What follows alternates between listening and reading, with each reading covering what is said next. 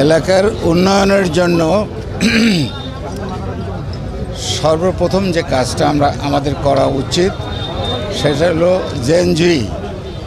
Generation জি এদেরকে training দেওয়া, তারপরে আমাদের তরুণ প্রজন্মকে ট্রেনিং দেওয়া। আমাদের দেশে 50% মহিলা, তাদেরকে শিক্ষায় শিক্ষিত করা এবং অগ্রগামী করা, এখান থেকেই তো শুরু হবে। তারপরে আপনার রাস্তাঘাট, হাট বাজার, এগুলো তো অনেক পরের কথা।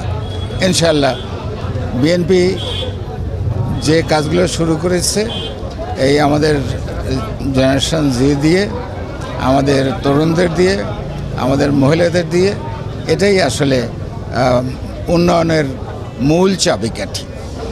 আর আজকে যে ঘটনাগুলো এখানে ঘটলো, ডিসি সাহেব ছিল, এসপি সাহেব ছিল, দুইটা প্রোগ্রাম ছিল। একটা ছিল নির্বাচনের ব্যাপারে আলাপ আলোচনা, আর দ্বিতীয় ছিল প্রতীক বরাদ্দ। দুইটা অনুষ্ঠানই অত্যন্ত সুন্দরভাবে হয়েছে। সমস্ত প্রার্থী এবং অন্যান্য জনগণ যারা ছিল, যেসব প্রশ্ন তাদের ছিল সবগুলো সুন্দরভাবে উত্তর দিয়েছেন। আর কিছু আছে যেগুলো কেন্দ্রের সঙ্গে কথা বলে ওনারা পরে আমাদেরকে জানাবেন।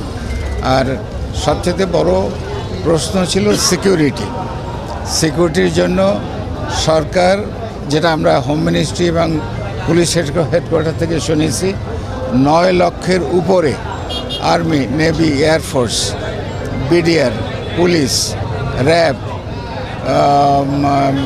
কোস্টগার্ড ডিপ্লয় করতেছে